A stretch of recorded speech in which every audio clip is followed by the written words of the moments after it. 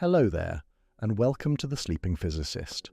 If you are someone who enjoys unwinding by thinking about particles, quantum physics, and the quiet structure underlying the universe, you are in the right place. Here, we let our attention settle into real physics and real discoveries, taken slowly and carefully as we explore the full shape of what we currently understand about this topic. Some ideas may feel surprising at first, but everything you hear is grounded in what experiments and theory have patiently revealed about nature. And if you find yourself enjoying these unhurried explorations, you are welcome to like and subscribe. For now, allow yourself to settle in. Let the day loosen its hold. Let curiosity take the lead. And let us begin. What do we know about quantum physics? By the end of the 19th century, physics had earned its authority. Bridges stood because engineers trusted Newton's laws. Railways stretched across continents because forces and motion could be calculated reliably. Steam engines, turbines, and factories operated according to principles that had been tested again and again. Electric lights illuminated cities because the behavior of electricity and magnetism had been unified into a powerful theory. Telegraph lines crossed oceans.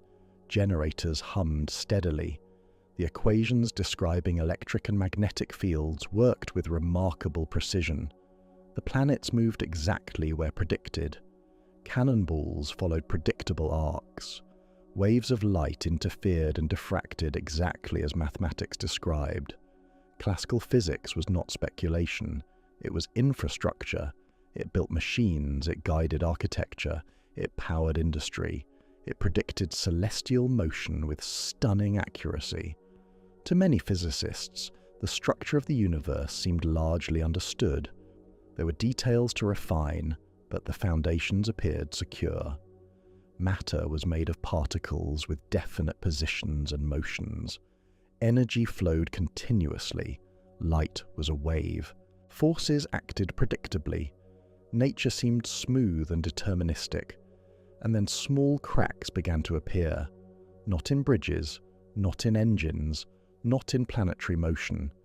The cracks appeared in laboratories studying heat, light, and atoms. When heated objects were measured carefully, the predictions failed. When light struck metal, the results did not match expectation. When atoms emitted light, they did so in sharp, specific colors that classical theory could not explain. The old equations, so successful at large scales, gave answers that experiments simply did not confirm. The authority of classical physics remained intact for everyday phenomena.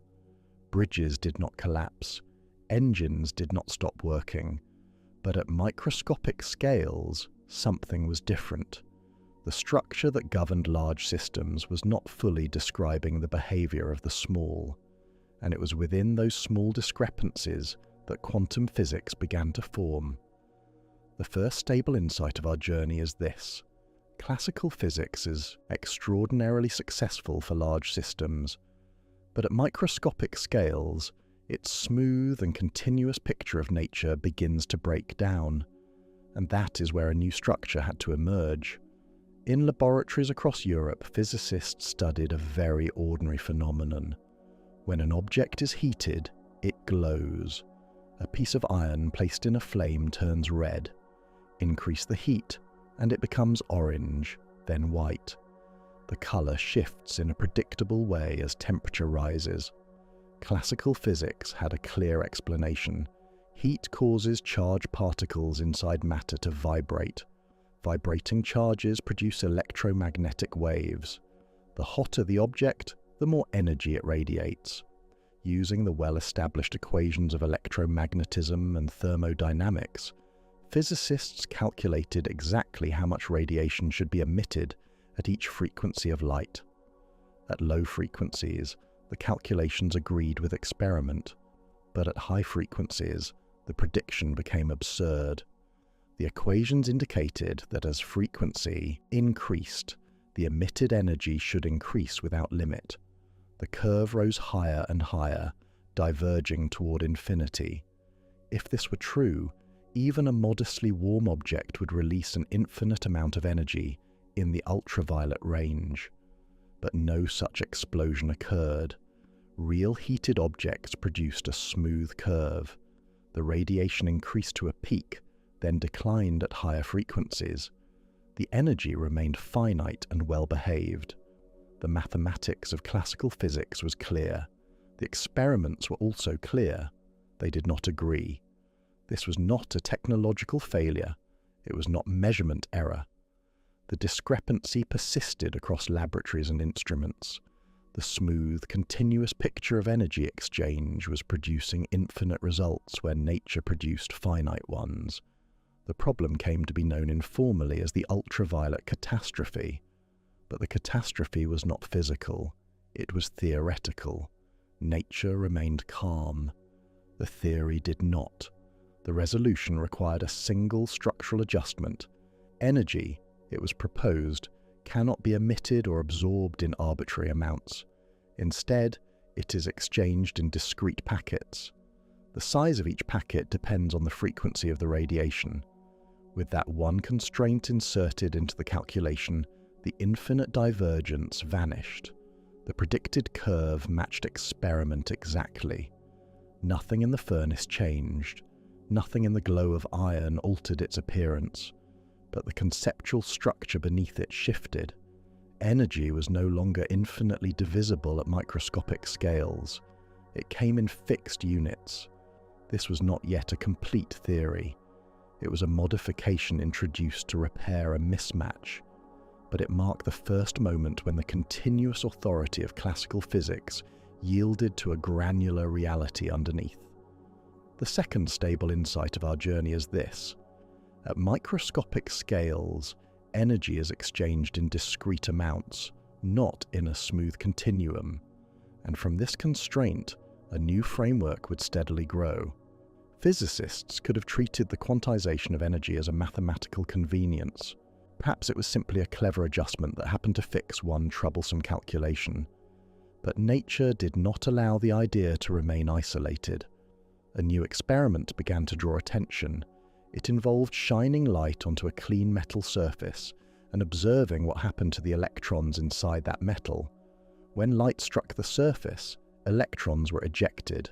This was already known. Light carries energy. Electrons can absorb that energy and escape. The process itself was not surprising. What was surprising was the pattern. If classical wave theory were correct, increasing the brightness of the light should steadily increase the energy transferred to each electron. Brighter light means stronger waves. Stronger waves should push electrons out with greater force. But that is not what the measurements showed. When brightness increased, more electrons were ejected.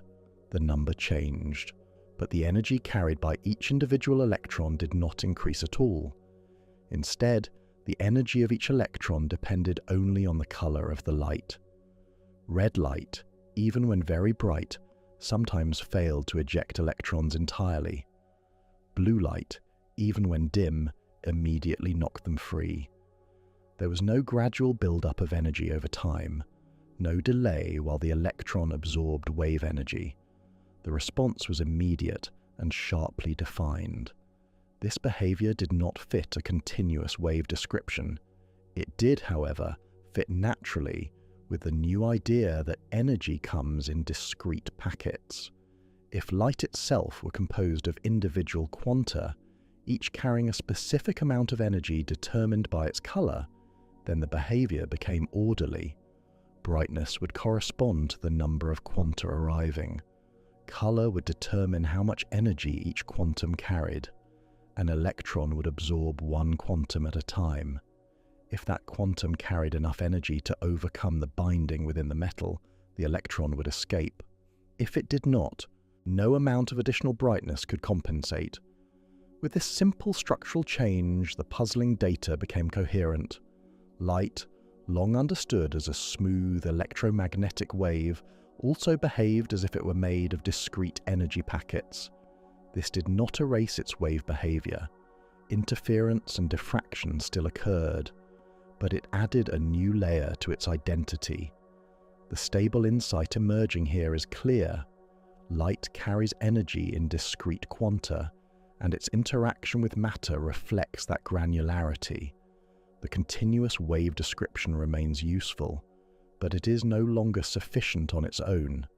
If light, once considered purely a wave, could behave as though it were made of discrete packets, a natural question followed. Could matter, long considered solid and particle-like, possess hidden wave behavior? The idea seemed almost symmetrical. Classical physics had separated the world into two clear categories. Matter consisted of particles with definite positions and trajectories. Light consisted of waves spreading smoothly through space. But now light had revealed a dual character. It behaved as both wave and particle depending on the experiment. In 1924, a proposal emerged that extended this symmetry further. Perhaps particles of matter, such as electrons, are not purely localized objects. Perhaps they are associated with waves as well. This was not poetic speculation. It was a precise suggestion. Any particle with momentum should have a corresponding wavelength. At first, this idea seemed abstract, but it soon became testable. In carefully designed experiments, beams of electrons were directed at thin crystals. The expectation, based on classical particle behavior, was simple scattering. Instead, the electrons produced interference patterns. Interference is a signature of waves. It occurs when overlapping waves reinforce or cancel one another, creating bright and dark regions in a predictable pattern. The electrons, striking a detector one by one, gradually built up a pattern identical to what waves would produce. The implication was unavoidable. Electrons, the very particles that make up matter and electric currents, exhibit wave-like behavior when examined at small scales. This did not mean that electrons are literal ripples in air or water. It meant that their behavior follows rules that include wave-like interference. The categories were dissolving. Light is not only a wave. Matter is not only a particle. At microscopic scales, the classical distinction between particle and wave becomes incomplete. The stable insight of this room is precise. All microscopic entities exhibit both particle-like and wave-like aspects, depending on how they are observed. The structure of reality is more unified than classical physics had assumed. A beam of light passes through two narrow openings and strikes a screen. On that screen, a pattern appears. Bright stripes, dark stripes, alternating bands. This is not surprising. Waves passing through two openings spread out and overlap. Where their peaks align, the light becomes brighter. Where a peak meets a trough, the light cancels. The result is an interference pattern. Classical wave theory predicts this clearly. Now replace the light with electrons. Electrons are particles. They carry charge. They can be counted one by one. If fired toward two openings, classical reasoning suggests a simple outcome. Each electron should pass through one slit or the other, producing two clusters on the screen behind. But that is not what happens. When a steady stream of electrons is fired through the two slits, the same striped interference pattern appears. At first, one might suspect that electrons are interacting with each other. Perhaps they are influencing one another in flight. So the experiment is adjusted. The electrons are sent one at a time. Each electron travels alone. There are long pauses between emissions. No two electrons are present in the apparatus at the same moment. And still, over time, the interference pattern gradually forms. Each individual electron strikes the screen at a single point. A small dot appears, then another, then another.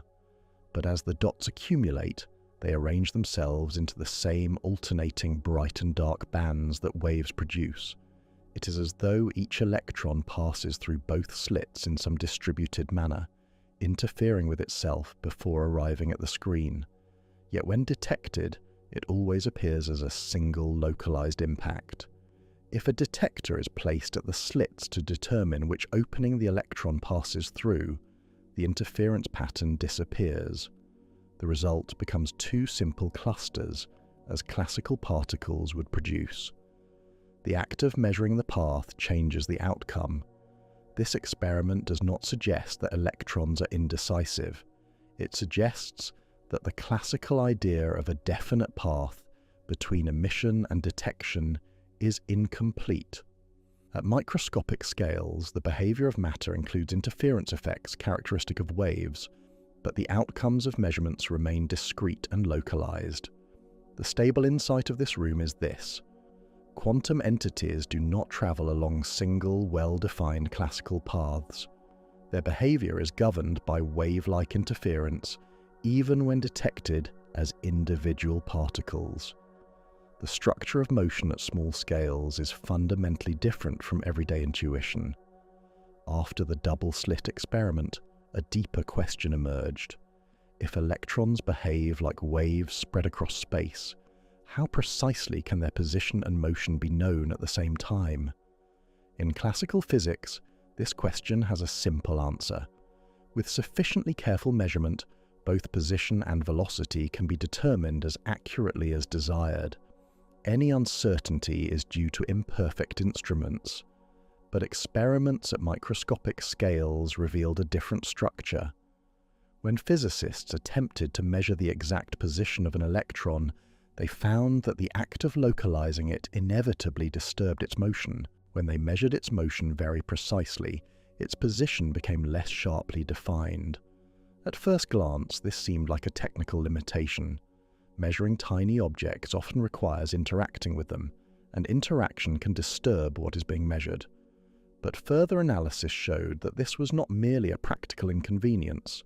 The mathematics describing quantum systems contained a built-in constraint. Position and momentum are not simply two properties that can both possess exact values simultaneously. They are connected in such a way that increasing precision in one necessarily spreads out the possible values of the other. This relationship is not about measurement tools. It is about how nature is structured. An electron does not travel with a perfectly defined position and velocity at every instant in the classical sense. Instead, its state is described by a distribution of possibilities. Narrowing that distribution in space inevitably broadens it in motion. This is often called the uncertainty principle, but the word uncertainty can be misleading. It does not mean confusion or ignorance. It means that certain pairs of properties are not simultaneously sharp in reality itself. At large scales, this limitation becomes negligible. The uncertainties are so small relative to everyday dimensions that classical descriptions work extremely well. But at atomic scales, the limitation is unavoidable and measurable. The stable insight of this room is this: at microscopic scales, certain physical properties cannot both possess exact values at the same time. This limitation is built into the structure of quantum reality itself. Classical determinism, which assumes complete simultaneous precision, does not extend unchanged into the quantum domain. By this point, several pieces were in place. Energy is exchanged in discrete amounts. Light behaves as both wave and particle. Matter exhibits interference patterns. Certain properties cannot be sharply defined together. A new question naturally followed. If microscopic objects do not behave like tiny solid beads moving along precise paths, how should they be described? Classical physics describes a system by specifying exact positions and velocities. With those in hand, the future can be calculated step by step. But that approach no longer fits the experiments. Instead, quantum physics introduces a different kind of description. Rather than assigning a definite path to a particle, it assigns a mathematical object that encodes all the possible outcomes of future measurements and how likely each outcome is. This object is called the wave function. The name can be misleading if taken too literally. It is not a physical ripple in space like a water wave. It is a structured distribution of possibilities. For example, instead of saying an electron is at one exact point, the wave function describes a spread of locations where it might be found, each with a specific probability. Where the wave function is large, detection is more likely. Where it is small, detection is less likely. When no measurement is made, the wave function evolves smoothly and predictably according to precise rules. Its evolution is deterministic. There is no randomness in how the wave function changes over time. Randomness appears only when a measurement is performed and one definite outcome is realized. The wave function therefore plays two roles. It governs the continuous evolution of quantum systems, and it encodes the probabilities of discrete measurement results. This dual character reflects the dual nature already seen in experiments. The wave-like aspect appears in the smooth evolution and interference patterns.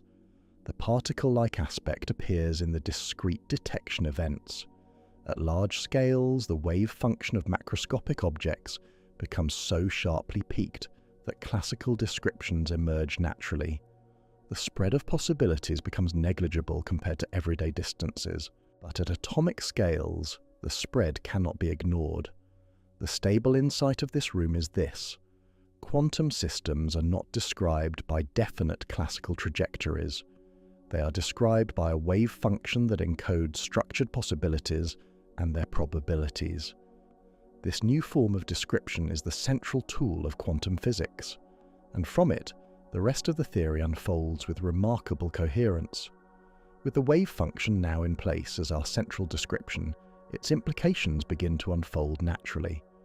If a quantum system is described not by a single definite state, but by a structured spread of possible outcomes, then those possibilities are not isolated from one another. They can combine. In classical thinking, a system must be in one state or another. A switch is either on or off.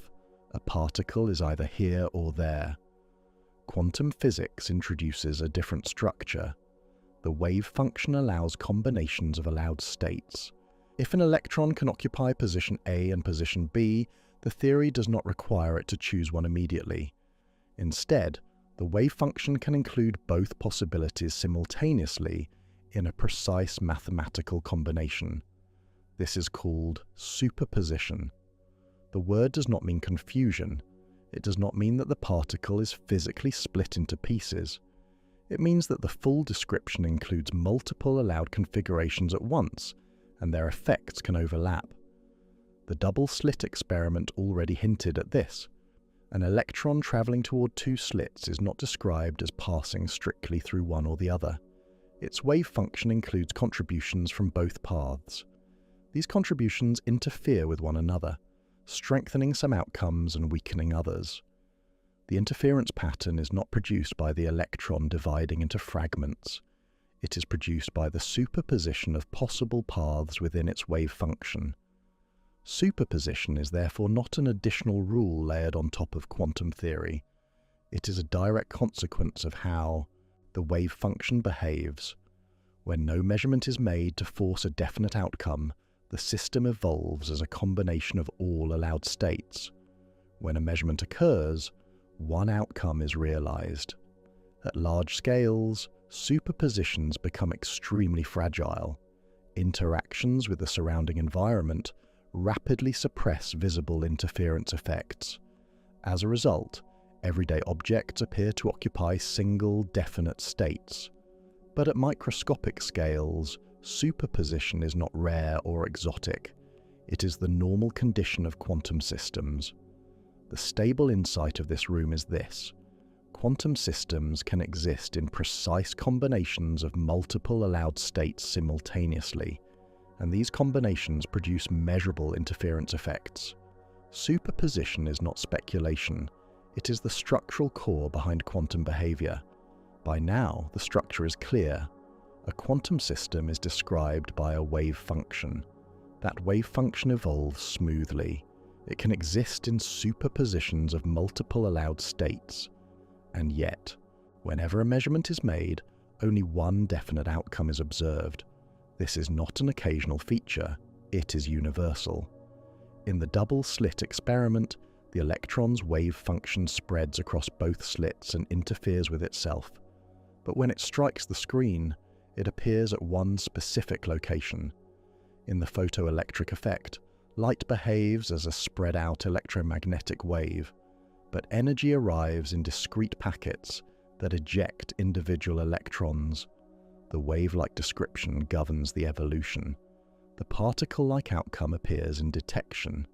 This transition from structured possibility to definite result is called measurement.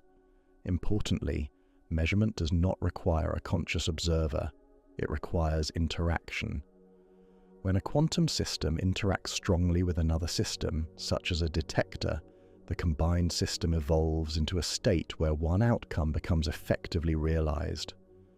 The wave function, which previously described many possible outcomes, now corresponds to a single observed result. The probabilities encoded in the wave function do not disappear. They govern how often each outcome occurs across many repeated experiments. If the same experiment is performed thousands of times, the distribution of results matches the probabilities predicted by the wave function with extraordinary precision. Quantum theory does not predict which single outcome will occur in an individual event. It predicts the statistical pattern across many events. This is a shift from classical determinism. In classical physics, complete knowledge of initial conditions determines the exact future. In quantum physics, the wave function evolves deterministically, but the outcome of a specific measurement is probabilistic within the limits set by that wave function. At large scales, the probabilities become so sharply peaked that outcomes appear effectively certain. Classical behavior emerges naturally, but at atomic scales, the probabilistic structure is visible and measurable. The stable insight of this room is this: quantum physics provides precise probabilities for measurement outcomes, and those probabilities are confirmed experimentally with remarkable accuracy. Definiteness emerges from interaction. Probability is not a flaw in the theory. It is part of the structure of nature at microscopic scales. Classical physics faced a serious problem when it tried to describe atoms. An atom consists of a positively charged nucleus and negatively charged electrons. According to classical electromagnetism, a charged particle that moves in a circle should continuously radiate energy. An orbiting electron should therefore lose energy and spiral inward. If that were true, atoms would collapse in a fraction of a second, but they do not collapse. Matter is stable. The quantum framework resolves this by replacing classical orbits with allowed states. An electron in an atom is not a tiny planet circling a star. It is described by a wave function that forms standing patterns around the nucleus. Only certain patterns are allowed. Each allowed pattern corresponds to a specific energy. The electron cannot occupy energies in between these values. It can exist only in these discrete levels. As long as it remains in one of these allowed states, it does not radiate energy. Radiation occurs only when the electron transitions from one allowed level to another, releasing or absorbing a specific packet of energy.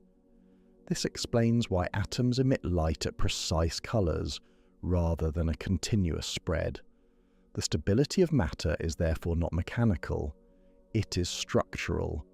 The stable insight of this room is this: atoms do not collapse because electrons occupy discrete stable energy states determined by quantum rules. Continuity is replaced by quantized stability. Among all atoms, hydrogen is the simplest. It contains one proton and one electron. Because of this simplicity, it became the first system where the full quantum description could be solved exactly. Using the wave function framework, physicists calculated the allowed standing patterns of the electron around the nucleus. The results were precise. The theory predicted a set of discrete energy levels. When an electron moved between them, it would emit or absorb light with specific energies. Those predicted energies match the exact spectral lines that had been measured experimentally for decades. What had once seemed like mysterious colored lines in hydrogen's spectrum were now understood as transitions between quantized states. The wave function did more than provide energy levels. It described the spatial structure of the electrons' allowed patterns. Some were spherical, others had lobed shapes. Each pattern represented a stable probability distribution around the nucleus. The electron was not orbiting in a classical sense. It occupied one of these structured probability states. Hydrogen became the proof that quantum mechanics was not merely a patch for isolated anomalies. It was a coherent framework capable of producing exact, testable predictions. The stable insight of this room is this: the quantum description of hydrogen precisely predicts its observed energy levels and spectral lines, confirming that atomic structure is governed by discrete wave-based states. Quantum theory had moved from repair to reliable explanation. As atomic theory developed, another property of electrons revealed itself. When electrons were placed in magnetic fields, they behaved as though they possessed a tiny magnetic orientation. They aligned in specific ways. They split into distinct energy levels depending on that orientation. Classical intuition suggested a simple picture. Perhaps the electron is a tiny charged sphere spinning around its axis. A spinning charge would create a magnetic effect, but this image quickly failed. If the electron were literally spinning like a small ball, its surface would need to move faster than the speed of light to account for the measured magnetic strength. That is not physically possible. The explanation required a new category. Spin is not ordinary rotation. It is an intrinsic property of quantum particles, like mass or electric charge. It does not arise from motion through space. It is built into the particle's identity. Spin comes in discrete values. For electrons, there are two possible orientations in a given direction, often described simply as up or down. These are not spatial directions in the everyday sense. They are two allowed quantum states. This two-valued structure plays a fundamental role in atomic behavior. It determines how electrons fill energy levels and how they respond to magnetic fields. Spin also provides one of the earliest examples of quantum superposition in a clear form. An electron's spin can exist in a combination of its two allowed orientations until measured. The stable insight of this room is this: spin is an intrinsic, quantized property of particles that has no classical counterpart, yet it produces measurable physical effects. Quantum structure continues to reveal properties that cannot be reduced to familiar mechanical pictures. In everyday life, objects can always be distinguished. Two coins may look similar, but they can be tracked.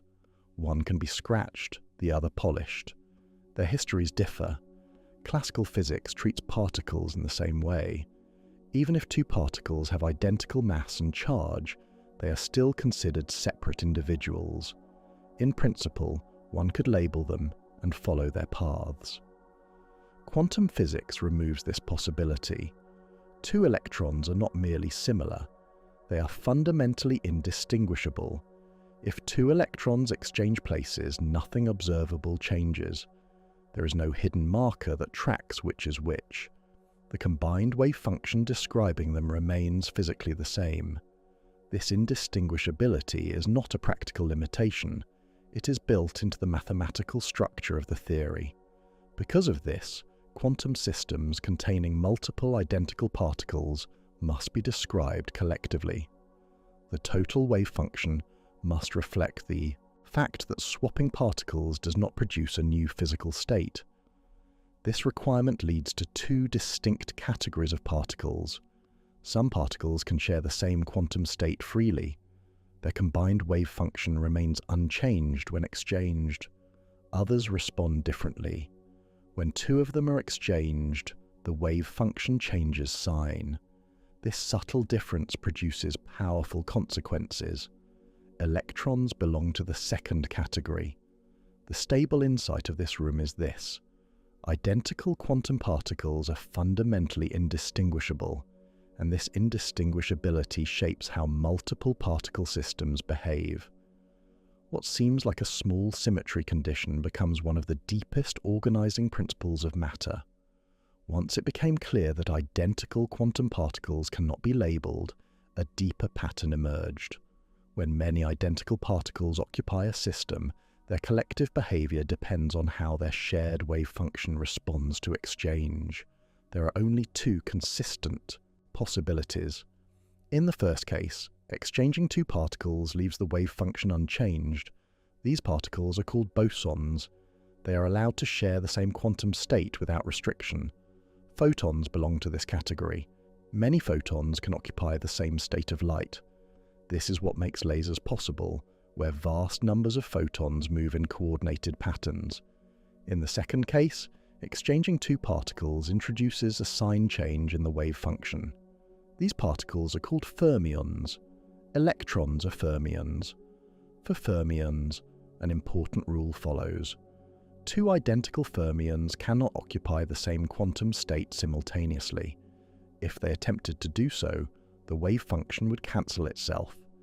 This is not a force pushing them apart. It is a structural constraint arising from their quantum identity. These two statistical behaviors are not minor details. They determine how matter and radiation organize at every scale.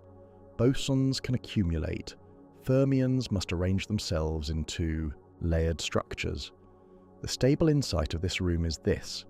Identical quantum particles fall into two categories, bosons and fermions, and this distinction governs how collections of particles behave. From this simple classification, the architecture of matter begins to take shape. From the behavior of fermions, a powerful rule follows. No two identical fermions can occupy the same quantum state at the same time. For electrons in atoms, this becomes decisive. Electrons arrange themselves around a nucleus in discrete energy levels. Each level can hold only a limited number of electrons because of their spin and other quantum properties. Once a state is filled, additional electrons must move to a higher level. They cannot collapse into the lowest state together. This rule is known as the exclusion principle. It is not caused by repulsion in the ordinary sense. Even if two electrons are not pushing on one another directly, the structure of their shared wave function forbids them from occupying identical states. As a result, electrons stack into layered configurations around atomic nuclei. These layers determine the size of atoms. They determine how atoms interact. They prevent matter from compressing indefinitely. Without the exclusion principle, all electrons in an atom would fall into the lowest energy state. Atoms would shrink dramatically. The rich variety of chemistry would disappear. On a larger scale, the exclusion principle also explains why ordinary matter resists compression. When many atoms are pressed together, their electrons cannot all occupy the same states. This creates a structural resistance to being squeezed. Even the stability of white dwarf stars depends on this principle. When gravity tries to compress matter intensely, electron exclusion provides the counteracting pressure. The stable insight of this room is this. The exclusion principle, arising from the quantum nature of fermions, is a fundamental reason matter has size, structure, and resistance. Stability in the material world is not only mechanical, it is quantum in origin. With electrons constrained by discrete energy levels and the exclusion principle, atoms begin to display patterns. As protons are added to the nucleus, additional electrons must arrange themselves in the available quantum states around it. These states are not random. They are organized into shells and subshells, each with specific capacities determined by quantum rules. The lowest energy shell fills first. Once it reaches its allowed limit, additional electrons must occupy the next available level. This layered filling pattern produces regularities. Atoms with similar outer electron configurations behave in similar ways chemically. They form similar bonds. They react in comparable patterns. This is the structural origin of the periodic table. The repeating rows and columns are not arbitrary classifications. They reflect the underlying quantum arrangement of electrons. elements in the same column share similar outer electron structures. That shared structure governs how they interact with other atoms. Chemistry, therefore, is not an independent set of rules layered on top of physics. It is the large-scale expression of quantum organization. The diversity of materials, reactions, and compounds emerges from how electrons are distributed among quantized states. The stable insight of this room is this: the periodic patterns of chemistry arise directly from quantum rules governing electron arrangement in atoms. The order seen in the periodic table is a visible imprint of quantum structure.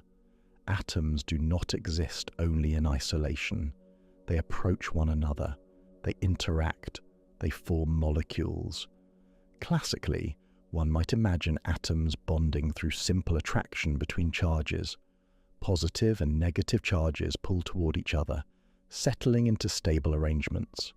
Quantum physics reveals a deeper mechanism. When two atoms come close, their electron wave functions begin to overlap. Instead of belonging strictly to one nucleus or the other, certain electrons can occupy states that extend across both atoms. These shared states can lower the total energy of the system. When this happens, the combined configuration becomes more stable than the separate atoms. A chemical bond forms. In this picture, a bond is not a tiny hook or glue between atoms. It is a stable arrangement of shared quantum states. Electrons in a molecule are described by wave functions that spread across multiple nuclei. The geometry of molecules, the angles between bonds, and the strength of interactions all follow from the allowed patterns of these shared states. Even more complex interactions, such as weaker attractions between molecules, arise from subtle quantum correlations in electron distributions. Chemistry, at every level, rests on quantum foundations. The stable insight of this room is this: chemical bonds are stable, lower energy configurations formed when electron wave functions extend across multiple atoms. Molecules are structured patterns of shared quantum states. In classical physics, barriers are absolute. If a ball rolls toward a hill, it will only pass over the top if it has enough energy. If its energy is lower than the height of the hill, it will roll back down. There is no alternative. Energy determines access. Quantum systems follow a different structure. When a particle approaches a barrier, it is not described as a single point with a single trajectory. It is described by a wave function that extends across space. If part of that wave function reaches a barrier higher than the particle's energy, classical physics predicts complete reflection. Quantum mechanics predicts something subtler. The wave function does not stop abruptly at the barrier. It extends slightly into it and decreases smoothly. If the barrier is thin enough, a small portion of the wave function can emerge on the other side. When a measurement is made, there is a small but real probability that the particle is detected beyond the barrier. This is called tunneling. The particle does not borrow energy. It does not break conservation laws. The probability arises from the wave-like structure of its description. Tunneling has measurable consequences. It allows certain types of radioactive decay to occur. It enables nuclear fusion inside stars, where particles overcome repulsive barriers, not by classical energy alone, but through quantum probability. It also operates in modern electronics, where tunneling currents can be detected and controlled. The stable insight of this room is this: quantum particles can cross energy barriers that would be forbidden classically, because their behavior is governed by wave functions that extend into, and sometimes through, those barriers. Continuity at small scales produces outcomes that classical mechanics would prohibit. Up to this point, we have spoken of particles, electrons, photons, protons. They appear as localized events in detectors. They carry energy and momentum. They interact and scatter. But as quantum theory matured, a deeper pattern emerged. The most consistent framework does not begin with particles as the fundamental objects. It begins with fields. A field is something that has a value at every point in space. Temperature in a room is a simple example. At each location, there is a number describing how warm it is. In classical physics, electric and magnetic fields were already familiar. They filled space and influenced charged objects. Quantum physics extends this idea further. According to our best current understanding, every type of particle corresponds to an underlying quantum field that exists everywhere. There is an electron field, a photon field, fields associated with quarks and other particles. These fields are not optional backgrounds, they are the primary ingredients of reality. What we call a particle is a localized excitation of its corresponding field. If energy is added to the electron field in a specific way, a ripple appears. That ripple behaves as an electron. If energy is added to the electromagnetic field in the right pattern, a photon appears. In this picture, particles are not tiny solid objects moving through empty space. They are stable, quantized disturbances in fields that fill all space. This view unifies earlier insights. Energy remains quantized. Wave-like behavior remains central. Particle-like detection remains discrete. All three arise naturally from quantized fields. The stable insight of this room is this.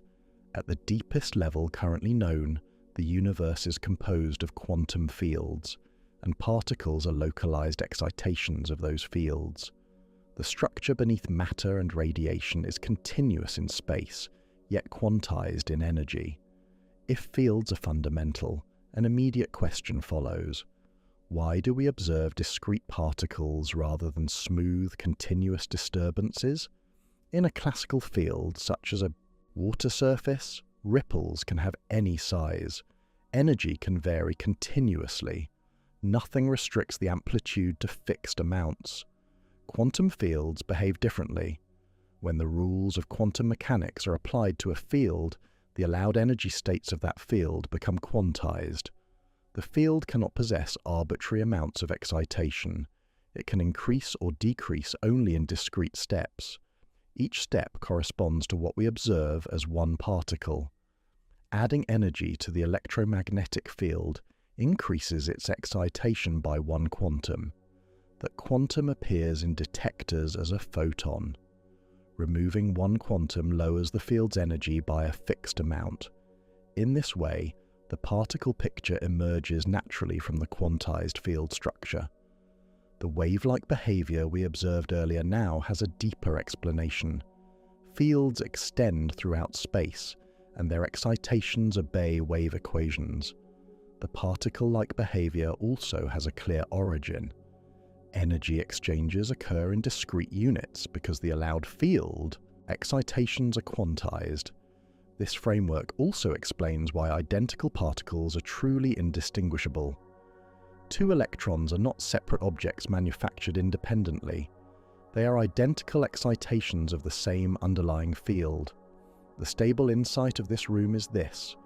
Quantization arises because the fundamental fields of nature can only change their energy in discrete steps, and each step appears as a particle. Particles are not primary objects. They are the observable manifestations of quantized fields. With quantum fields established as fundamental, interactions between particles take on a new meaning. Consider two electrons. Classically, they repel each other because of their electric charge. The force between them is described by electric fields.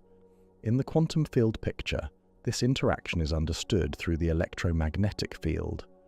The electromagnetic field fills space. When one charged particle is present, it influences this field. When another charged particle is nearby, it responds to changes in that same field. At the quantum level, this interaction occurs through the exchange of discrete excitations of the electromagnetic field. These excitations are photons. When two charged particles interact, they exchange photons in a precise and calculable way. This exchange alters their motion. This does not mean that tiny particles are thrown back and forth like balls. It means that the interaction between charge fields is mediated by quantized excitations of the electromagnetic field. The full theory describing this process is called quantum electrodynamics. Its predictions have been tested to extraordinary precision. Measurements of the electron's magnetic properties, for example, agree with theoretical calculations to more than 10 decimal places. Few scientific theories have achieved such accuracy. The stable insight of this room is this: electromagnetic forces arise from interactions between charged quantum fields, mediated by discrete excitations of the electromagnetic field. What appears as force in classical physics is, at deeper levels, structured quantum exchange. Not all interactions involve electric charge. Inside atomic nuclei, another process operates, one that allows particles to transform into one another. Certain unstable atoms undergo radioactive decay. In one common form, a neutron inside a nucleus transforms into a proton while emitting an electron and another very light particle called a neutrino. Classically, there is no clear mechanism for one particle to change identity in this way. In the quantum field framework, such transformations are possible because different fields can interact and convert energy between them. The weak interaction is the force responsible for these changes. It acts at very short ranges and governs processes where one type of particle becomes another. A neutron can become a proton because the underlying quark fields inside it change configuration through the weak interaction. Like electromagnetism, the weak interaction is mediated by field excitations. In this case, the mediating particles are called W and Z bosons. These mediators are very massive, which explains why the weak interaction operates only over extremely small distances. Although weaker in everyday experience than electromagnetism, the weak interaction plays an essential role in nature. It powers certain stages of nuclear fusion inside stars. It allows radioactive decay that shapes the chemical evolution of the Earth. It influences the balance of particles in the early universe. The stable insight of this room is this: the weak interaction enables particles to transform into one another through short-range quantum field processes, and it governs radioactive decay and fundamental changes in matter. Quantum physics not only explains structure, it also explains transformation. Atomic nuclei contain positively charged protons packed tightly together. Classically, this presents a problem. Protons repel one another due to their electric charge. If electromagnetism were the only force at work, nuclei would fly apart. Yet nuclei remain bound. The explanation lies in the strong interaction. At distances smaller than the size of a nucleus, a powerful attractive force operates between certain fundamental particles called quarks. Protons and neutrons are themselves composed of quarks bound together by this interaction. The strong interaction is described by another quantum field, often called the gluon field. Its excitations are gluons, which mediate the force between quarks. Unlike electromagnetism, the strong interaction does not weaken simply with distance in the same way. At very short ranges, it is extremely powerful. Inside a proton, gluons bind quarks so tightly that isolated quarks are never observed under normal conditions. This property is known as confinement. At the level of the nucleus, the strong interaction between quarks inside neighboring protons and neutrons produces an effective force that overcomes electrical repulsion and holds the nucleus together. Without this force, complex atoms would not exist. The strong interaction is therefore responsible for the stability of atomic nuclei and the formation of the elements beyond hydrogen. The stable insight of this room is this: the strong interaction, mediated by gluons within quantum fields, binds quarks into protons and neutrons and holds atomic nuclei together despite electric repulsion. Quantum fields govern not only atoms but the forces that build their cores. By combining quantum fields with the three interactions we have discussed, physicists arrived at a coherent framework known as the Standard Model. This model describes the fundamental particles currently known and the forces through which they interact, excluding gravity. At its foundation are matter particles and force-mediating particles. The matter particles include quarks and leptons. Quarks combine to form protons and neutrons. Leptons include the electron and the neutrino. Each of these particles corresponds to a quantum field. The force-mediating particles arise from fields associated with the electromagnetic, weak and strong interactions. Photons mediate electromagnetism. W and Z bosons mediate the weak interaction. Gluons mediate the strong interaction. All of these elements fit into a mathematically consistent structure built on symmetry principles and quantum field theory. The Standard Model has been tested extensively in high-energy experiments. Particle accelerators have confirmed its predictions with remarkable precision.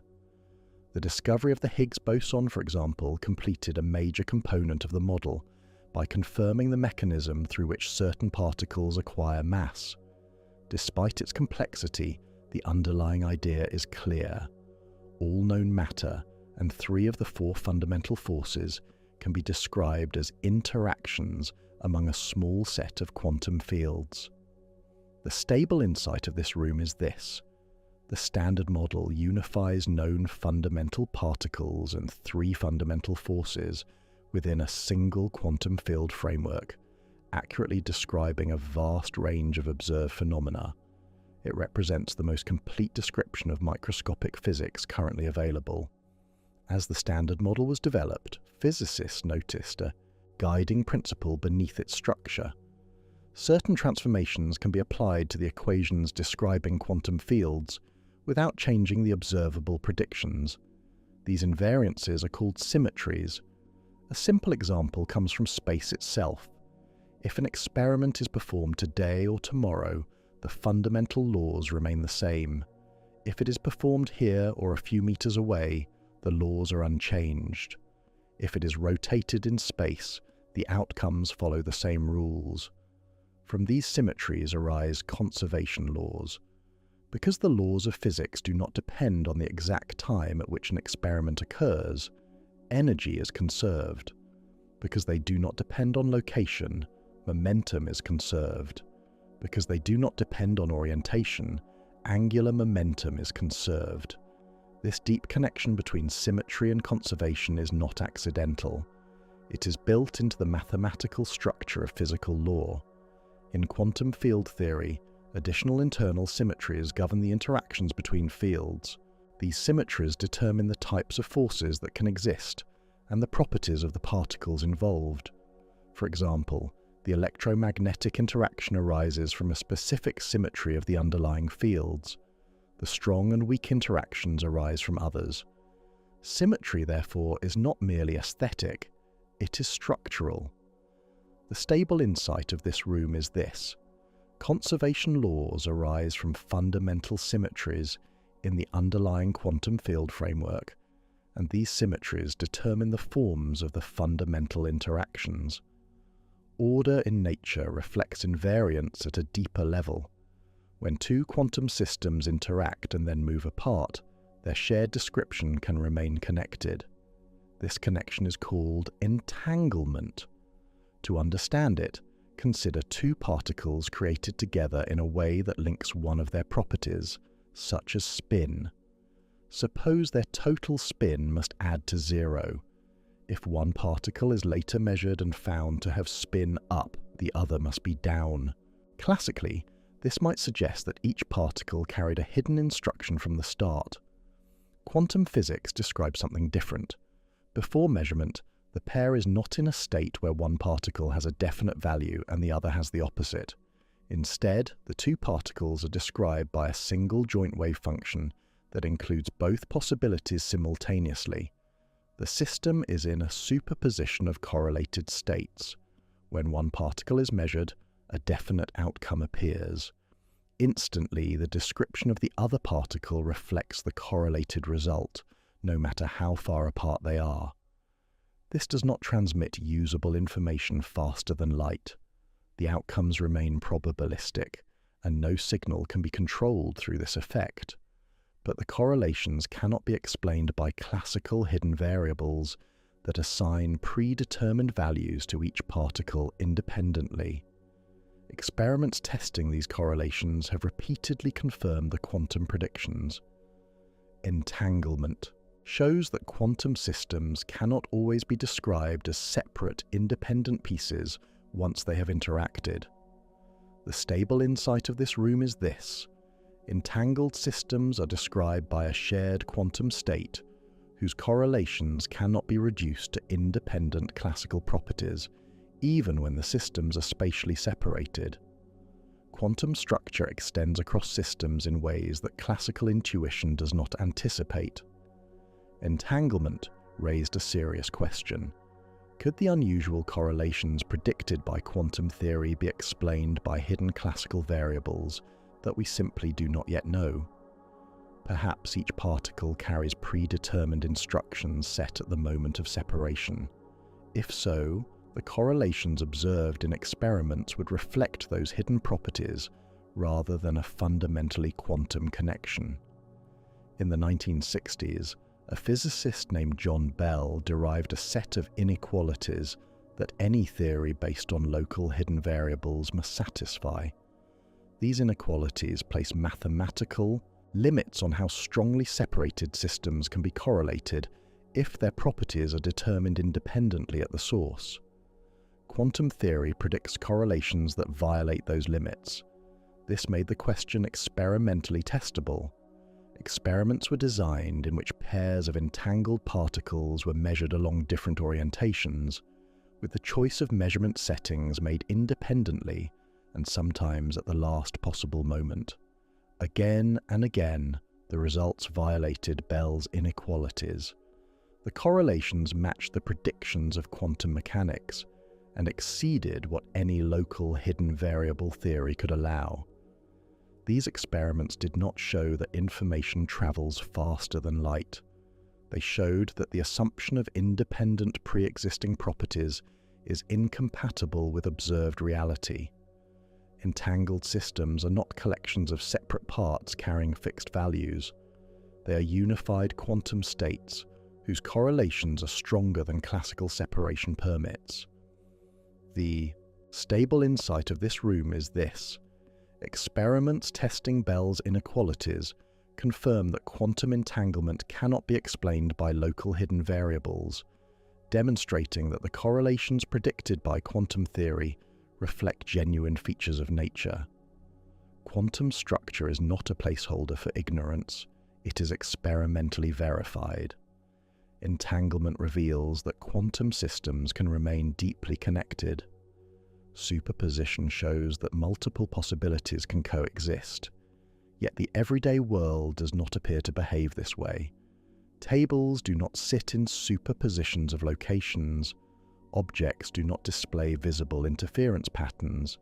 Macroscopic systems appear definite and stable. The explanation lies in interaction. A small quantum system can maintain delicate superpositions when it is carefully isolated. But in ordinary environments, isolation is rare. Every object constantly interacts with surrounding air molecules, light, thermal radiation, and countless other degrees of freedom. When a quantum system becomes entangled with its environment, the coherent superposition between different possibilities rapidly spreads into that environment. This process is called decoherence.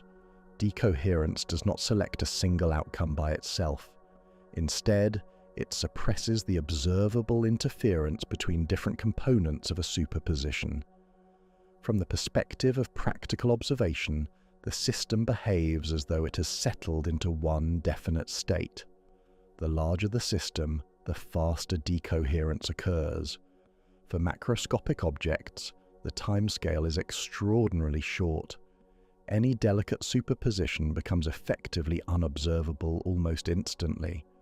This is why classical physics emerges naturally at large scales. Quantum rules still apply, but interference between macroscopically distinct states becomes practically impossible to detect.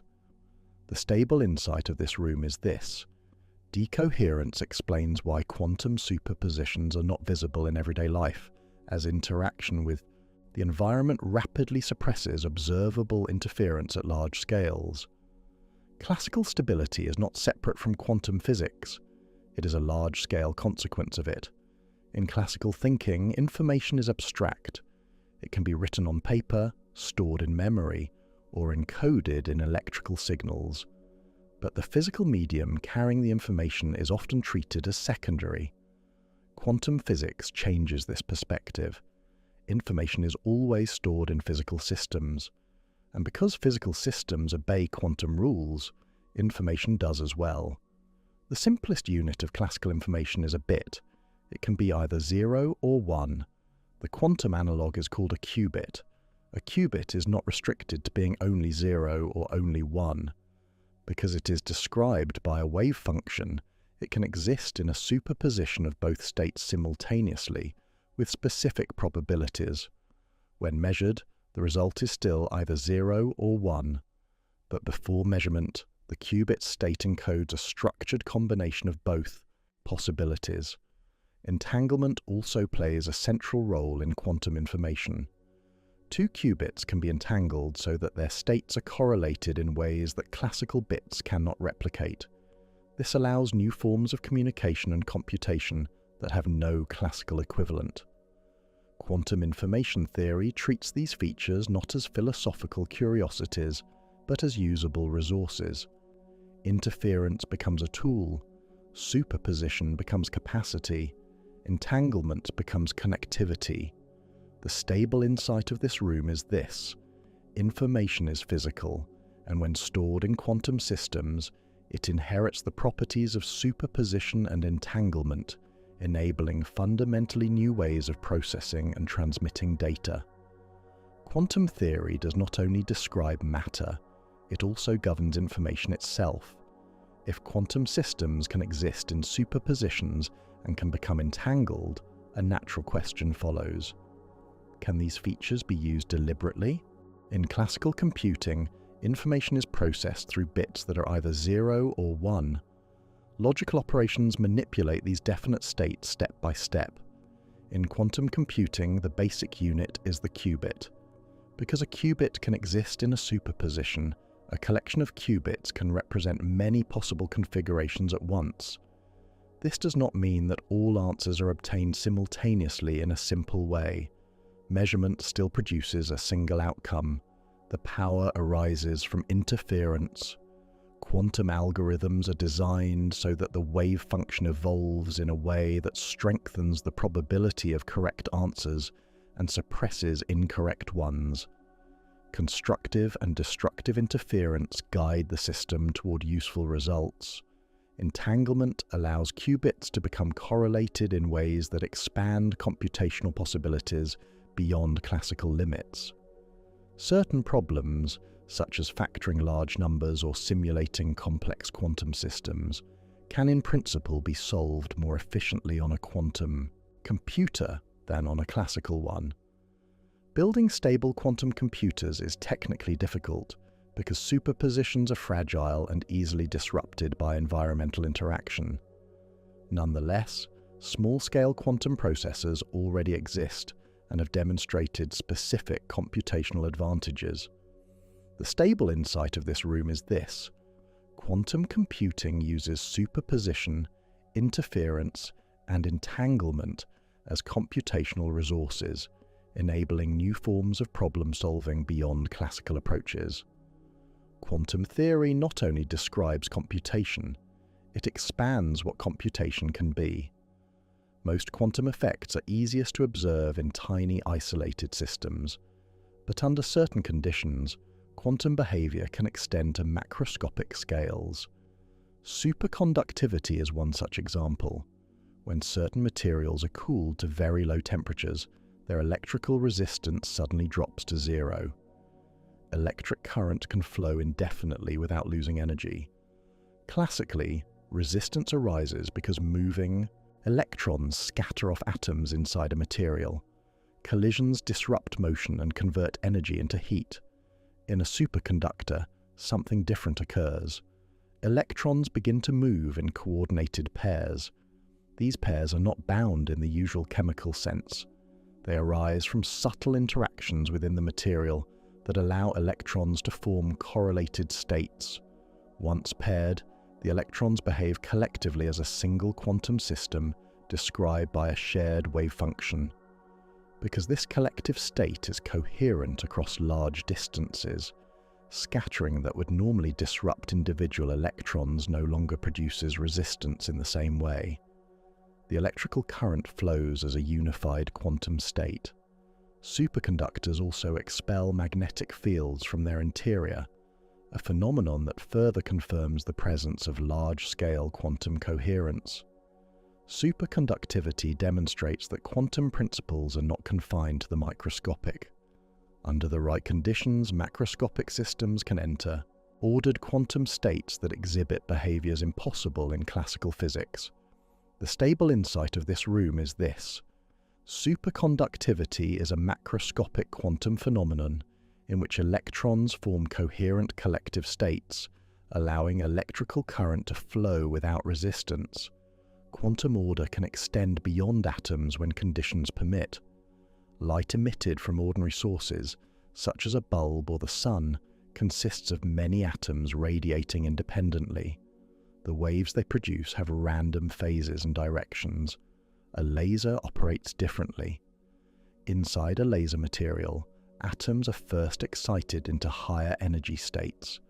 This can be done using electrical energy or another light source. When an excited atom returns to a lower energy level, it emits a photon. In ordinary conditions, this emission is spontaneous and random, but quantum physics allows another process. If a photon with the right energy passes near an excited atom, it can stimulate that atom to emit a second photon that matches the first exactly in energy, direction, and phase. This is called stimulated emission. Inside a laser cavity, mirrors reflect photons back and forth through the material. As they pass excited atoms, more identical photons are produced. The light becomes amplified in a highly organized way. The result is a beam of light that is coherent. Its waves move in step. Its frequency is sharply defined. Its direction is tightly focused. This coherence arises from quantum transitions between discrete energy levels and the amplification of identical field excitations. Lasers are now widely used in communication, medicine, manufacturing, and scientific measurement. The stable insight of this room is this: laser light emerges from stimulated emission, where quantum transitions produce coherent, amplified photons that share the same energy and phase. Quantum structure can produce not only stability, but remarkable precision. Beyond computing and superconductivity, quantum principles enable a growing range of technologies. One area is sensing and measurement. Because quantum systems are extremely sensitive to small changes in their environment, they can detect minute variations in magnetic fields, gravitational forces, or time itself. Atomic clocks, for example, rely on precise quantum transitions in atoms. These clocks are so accurate that they lose less than a second over millions of years. Such precision allows global navigation systems to function reliably and enables experiments that test subtle predictions of relativity. Another area is quantum cryptography. Entanglement and the quantum nature of measurement allow secure communication methods. If an eavesdropper attempts to intercept quantum-encoded information, the act of measurement inevitably disturbs the system. That disturbance can be detected, revealing the presence of intrusion. Security, in this case, is guaranteed not by computational difficulty alone, but by the structure of quantum mechanics. Quantum sensors and communication systems are already being developed and deployed. They rely on careful control of superposition and entanglement, once considered purely theoretical ideas. These technologies demonstrate that quantum effects are not confined to abstract experiments. When harnessed carefully, they provide capabilities that classical systems cannot replicate. The stable insight of this room is this: quantum principles enable new technologies in precision measurement and secure communication by exploiting superposition, entanglement, and the fundamental limits of measurement. Quantum theory continues to move from explanation to application. Quantum theory has been extraordinarily successful at predicting experimental results. Its mathematical structure is precise. Its probabilities match observation with remarkable accuracy. Yet a question remains: what does the wave function represent? One view, often associated with the Copenhagen interpretation, treats the wave function as a tool for calculating probabilities. According to this view, the wave function does not necessarily describe a physical object in space. It encodes what can be known about a system and how that knowledge changes when measurements occur. Another view suggests that the wave function is physically real. In the many worlds interpretation, for example, the wave function never collapses. Instead, all possible outcomes of a quantum event continue to exist in branching structures of reality, even though observers experience only one outcome. Other interpretations propose additional variables or modifications to the theory in order to restore a more classical picture beneath the quantum rules. Importantly, all major interpretations agree on the measurable predictions of quantum mechanics. They differ not in experimental outcome, but in how they describe what underlies those outcomes. So far, no interpretation has produced experimental results that clearly distinguish it from the others. The stable insight of this room is this: quantum mechanics provides precise predictions, but there remains ongoing debate about the underlying meaning of the wave function and the nature of measurement. The structure of the theory is clear. Its philosophical interpretation remains open. Quantum theory successfully describes three of the four known fundamental interactions: electromagnetism, the weak interaction, the strong interaction. Gravity remains outside this framework. Gravity is currently described by general relativity, a theory in which space-time itself is curved by mass and energy. This theory works extraordinarily well at large scales, explaining planetary motion, black holes, and the expansion of the universe.